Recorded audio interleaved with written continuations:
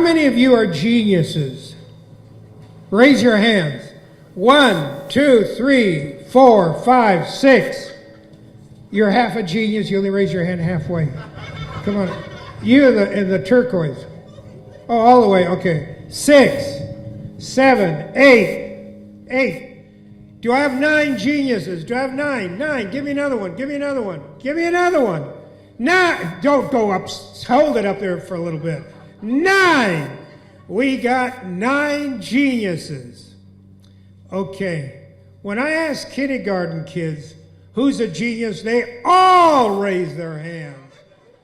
And one kid in Texas flipped on the floor. He levantó las dos patas. He lifted up both feet and both hands. And I walked up and I said, "You're a real genius." He said, "I'm really good." And I said, "What makes you think you're so good?" He said, "Look at my finger painting." And I said, "That's as good as any Picasso." He said, "Yeah, I'm a genius." Now let me tell you the sad story about that. When I spoke to a bunch of teachers, about 500 administrators and teachers, maybe it was 800, I don't know, and I told them that story, one woman, 2/3 of the way back, couldn't hold her voice, said, "But that child didn't know what genius means." I said, "Do you know? Have you ever looked it up?" Well, she said, "Well, no. But I know." I said, "Then you don't know what it means either. And you must be a principal." And she said, "Yes, I am." I said, "Yes. Teachers and primarily principals crush genius. On the other hand, the man, Gary, stand up here. He's a principal, superintendent, and he encouraged genius. We work together. But anyway, I want to tell you, the only reason we have problems on this planet is we don't have enough geniuses. Because problems do not exist. They're an agreement by opposing sides, whether it's abortion, the border, or anything. The problem does not exist on its own. This I learned when I spoke to 500 lawyers in Portland, and a man that spoke 8 languages and 5 others ran after me, and he's the one that explained to me all this. And he settled a dispute between the Turks and the Greeks, where they've been killing each other with sewage and water for nearly 3,000 years. And he settled it in 6 months by teaching them that the most dangerous words on the planet are the, or, and but. Okay, before we go into that,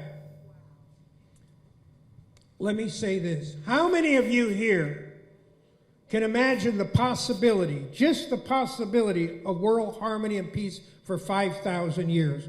Who can imagine that possibility? Raise your hands. Raise them. High, high, high. 4, 5, 6, 7, 8. A chingo, a lot. Okay, yeah. Watch this. I would say 25% raised their hand. When I started asking this question 35 years ago, I'd never get one hand. And I'd only get 5% geniuses. Now I'm getting about 10% geniuses, and about 25% they can imagine the possibility of world harmony and peace. And this is no accident. We're finishing up 26,000 years, according to the Mayan calendar and other groups. We're finishing up 26,000 years of aggressive male energy. We're moving into 26,000 years of compassionate feminine energy. So there's no way we can stop world harmony and peace. It's part of our DNA. Okay. What's the new book, Revenge of a Catholic Schoolboy, about? I'll tell it to you so easy. The revenge of a Catholic schoolboy is we're going to have a woman pope. That's the revenge. We're going to have a woman pope in Ireland. The Vatican's going to move to Ireland. And this woman pope is going to start bringing together all the grandmothers of the world, all the women of the world. And we're going very quickly to, boom, into a more gentle world that's not male-based. All religions, male-based, everything male-based, and it's going to start becoming feminine-based.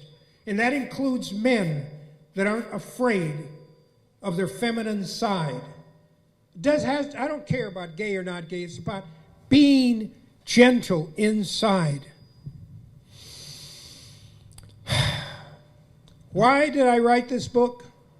Because when I started school, I didn't speak any English.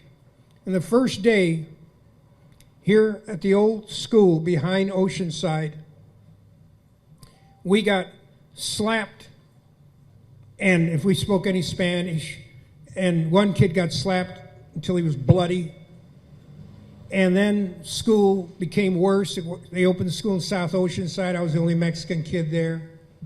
And I got beat up by my own friends because other Mexicans were going to come, so they were told they had to put us in our place. I flunked the 3rd grade twice. School became a nightmare. So my parents, I'm dyslexic off the charts. I didn't learn to read till I was 20. So they sent me to the little the little flower, the school by the mission. And, hey, you over here with your cell phone that wrote about the mission, you, I totally disagree with you.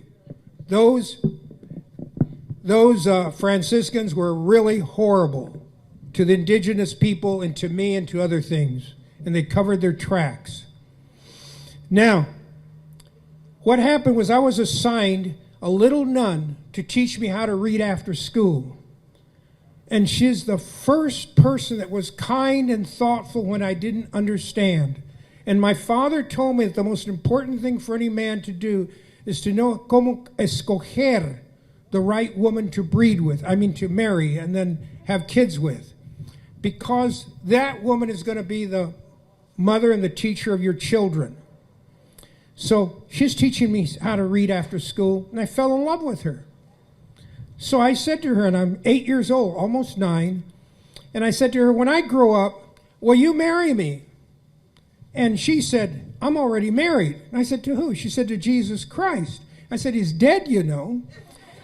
And then she said, well, I'm married to him in spirit. And I said, well, that's okay. You could be married to him in spirit, be married to me in body, and we'll have babies. Well, she was just grinning and starting to answer me, and the doors knocked open. The big nun, the what do you call it? The warden? Not the warden, the superior. She comes running in, knocks me out of my chair, calls me the devil, starts hitting the little nun. The little nun doesn't protect herself. She just says, yes, ma'am. And the nun is slapping her and hitting her, and she knocked off her helmet, her thing. And then she had reddish brown hair, just like my horse, who is a sorrel. So I see her beautiful red hair. I see the nun hitting her. So I attack the big nun, and she's hitting her. So I grab her leg and get under her thing, and I pull her leg out, and I start biting it, and she starts screaming and hitting me, but she's not hitting the nun anymore. And then the priest comes running, and he grabs me and pulls me out, and they're screaming. He said, did you propose marriage to little Teresa? I guess she was a student nun. And I said, yes. He said, why would you do that? I said, haven't you ever smelled her? She smells like heaven. And then he said, you are smelling her? Boom, boom. He started hitting me, dragged me down the hall, threw me into a closet with brooms and all that, and I could hear him outside going, so I understood what happened. He was in love with her too. The Mother Superior was in love with her too, and they were all jealous because I'm the only one that proposed. So after that, I was never allowed to play with the kids or see that nun again. And then I went to St. Mary's, and it was just as bad. And then I wrote a book. I had a vision, and it's so simple, the vision to become a writer at 20. I was prepared to become a mass murderer. I had 2,000 rounds of ammunition, I had gas cans and everything, and I'm great with weapons, both hands. In the Army, I was the best shot out of 1,500 soldiers with either hand. You don't hold your hand like that. I can shoot people with either hand, both directions. Anyway, God never chose the Jews. The Jews chose God when they took their oral story and put it into written form. So every writer here has made a deal with God, whether they know it or not, to help make this a better planet and to make it family and only one race, the human race.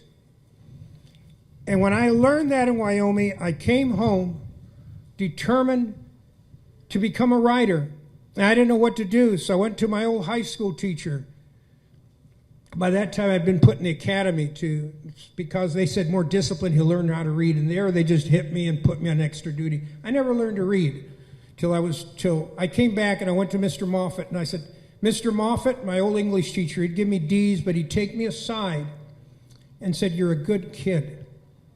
You're a champion chess player at school. You're a good wrestler. You drive tractors. You work at home. You're a good kid.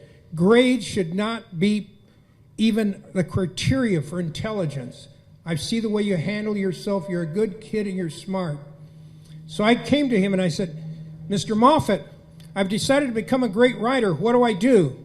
And he said, you're going to have to learn how to read. And I said, oh, shit. I mean, is there any way to get around that and still be a great writer? He said, no, you're going to have to learn how to read. And I said, how do I do that? Start with fourth grade books. And I said, go to the library. And I said, well, Mary said, well, tell them that it's for your cousin. Lie. Say it's for your cousin that just came from Mexico. I said, okay, I'll lie, sir. So he said, once you get to a 7th grade level, start writing. It will force you to keep things simple and not be one of these writers that want to show off their intelligence and not show off all this. It will keep you simple and direct. Well, I would circle all the words in 4th grade books that I didn't know what it was.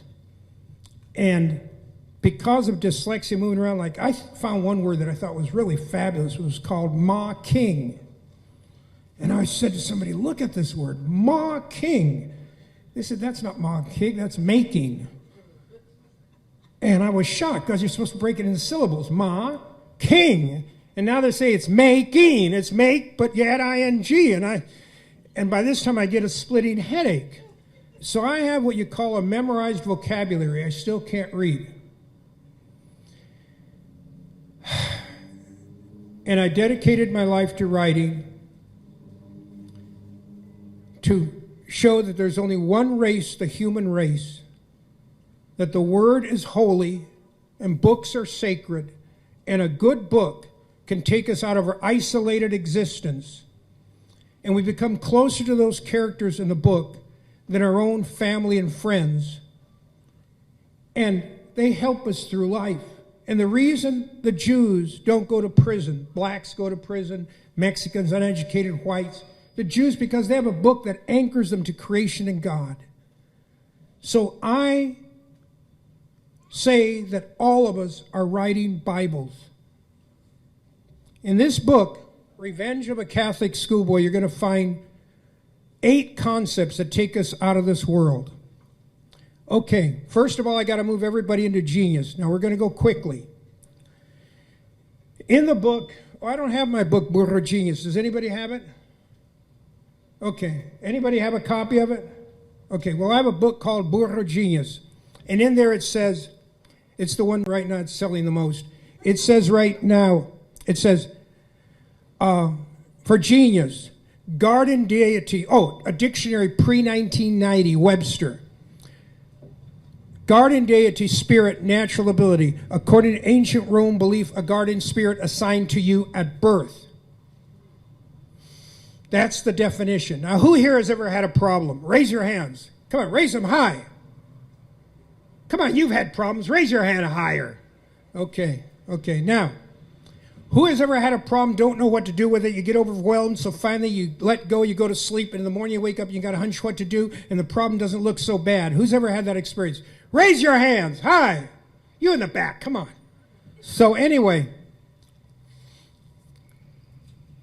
genius, to be a genius is the ability to stop thinking with man-made words that have only been around 3,000, 30,000 years, 40,000, and to start trusting your inner voice.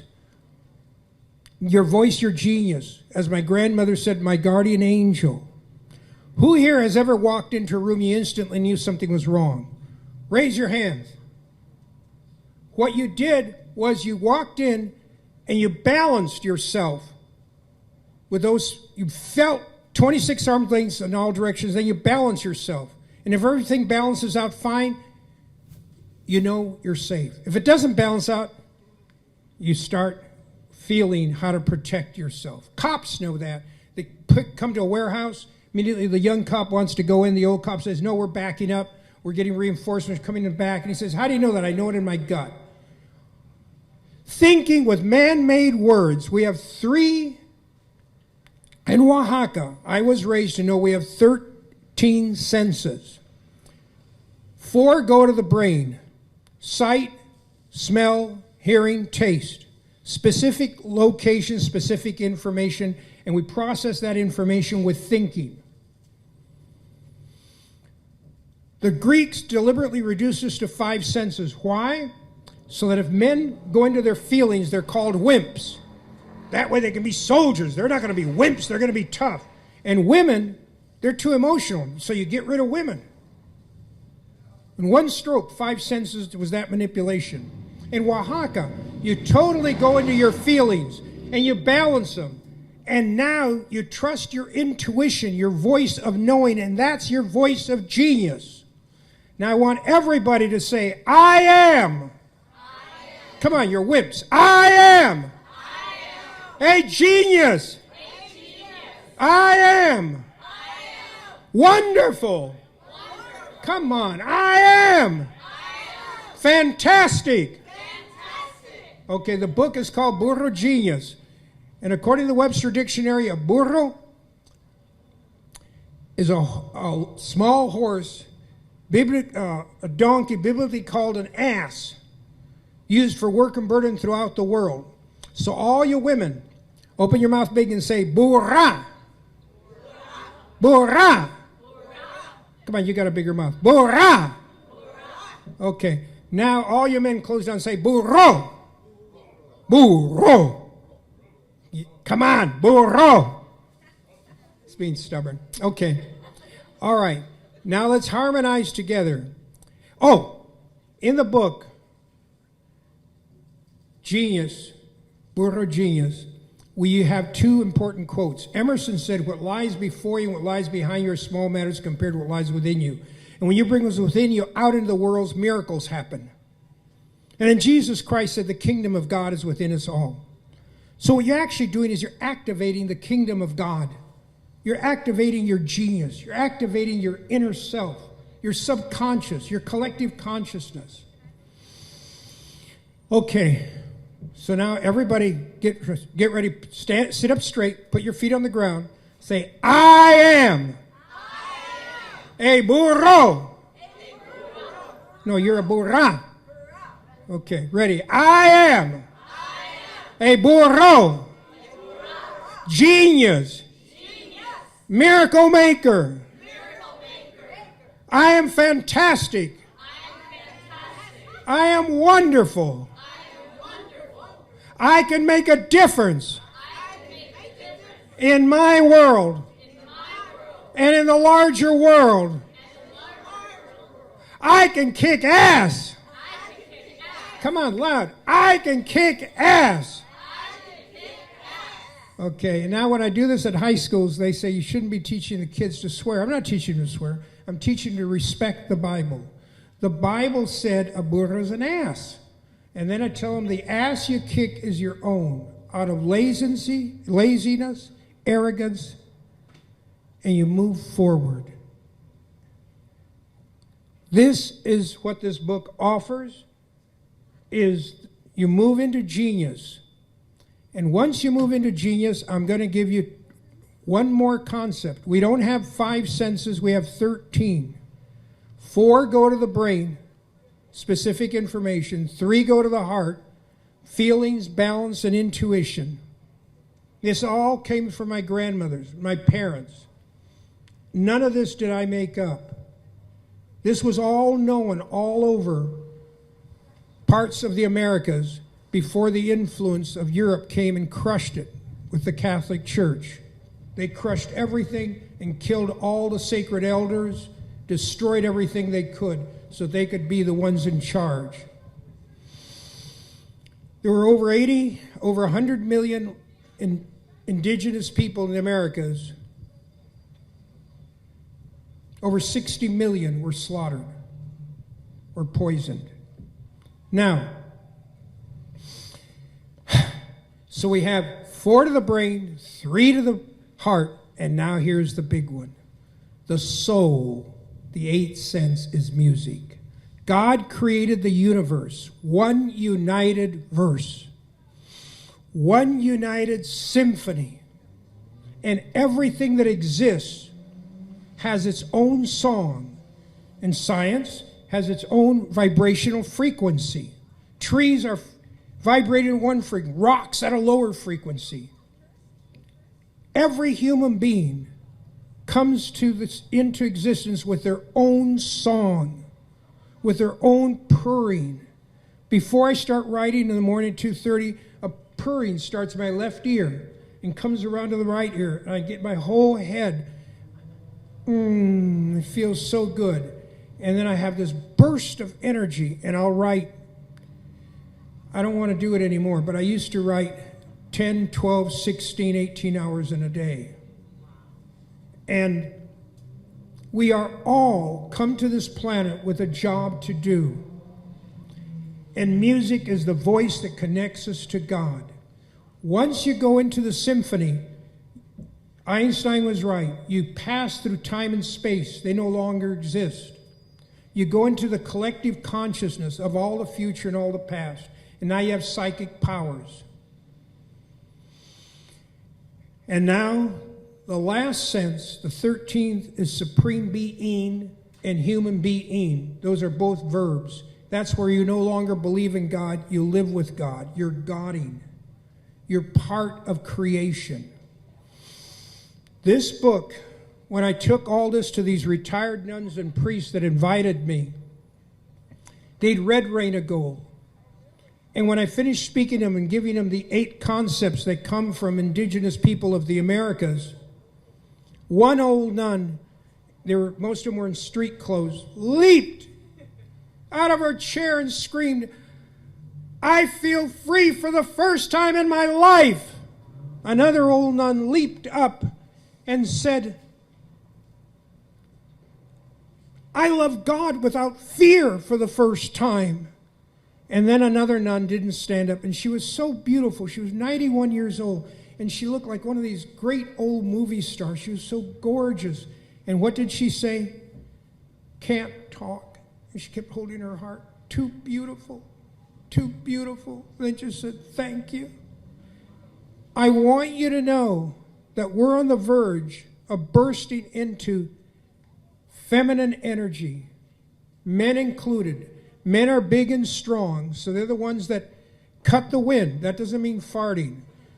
That means that when a V formation, the geese are flying, they cut the wind, then everybody uses 30% less energy. And the women and children follow. And the big male, they change positions and they break the wind. Without them, they couldn't migrate north and south thousands of miles. Men are the heroes, breaking the wind. But they don't lead because men are superficial. Men do not have the moon cycle. Women have their periods with the moon. And with artificial lighting, they still synchronize young women. Women are connected directly to the forces of creation. They're their natural leaders. And men protect them. And my father and indigenous people used to be raised as women for the first 7 years. And they'd learn how to cook and sew and all that. And then they'd see their older cousins and aunts and older sisters give birth, grab a hold of a rope and pull down, and they'd see the blood and the yelling and all that. Such a man does not grow up raping women or thinking of them as sex objects. He's in awe of them, and he wants to cherish and love.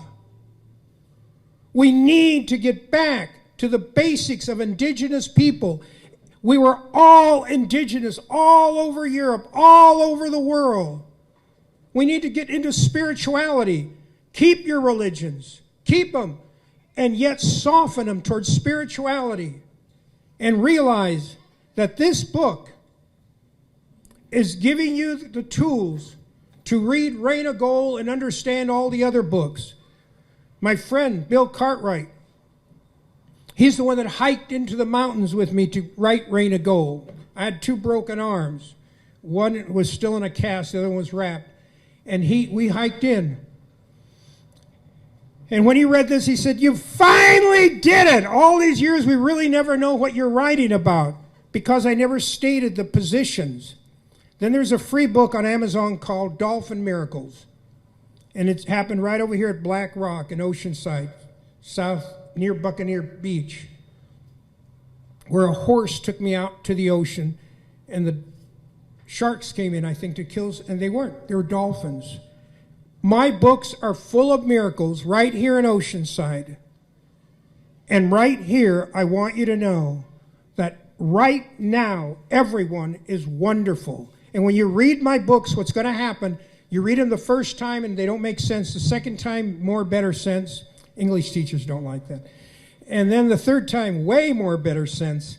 And you suddenly realize that you know everything. Every one of you is a walking star. Every one of you is fabulous. So now I want all of you to stand up and turn to the person next to you and say, "You are a genius. You are wonderful." Shake hands. And then turn and say to that, "Come on, get up. Come on. Everybody. You are a genius. You're over there."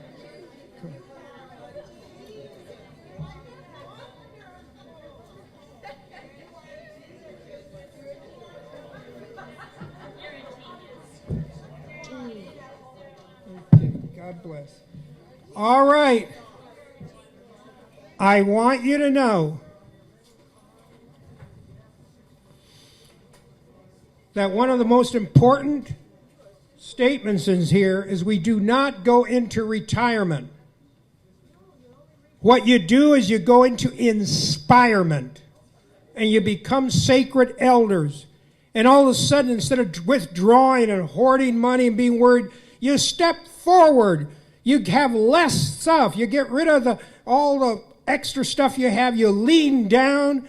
You start going to the beach. You start having a whole life of spirituality. And you go out into the world and make a difference because you are a sacred elder. And between 78 is the most perfect age to 104, there's no aging. To the degree that you stop thinking, start trusting your heart and your soul. Okay, thank you very much.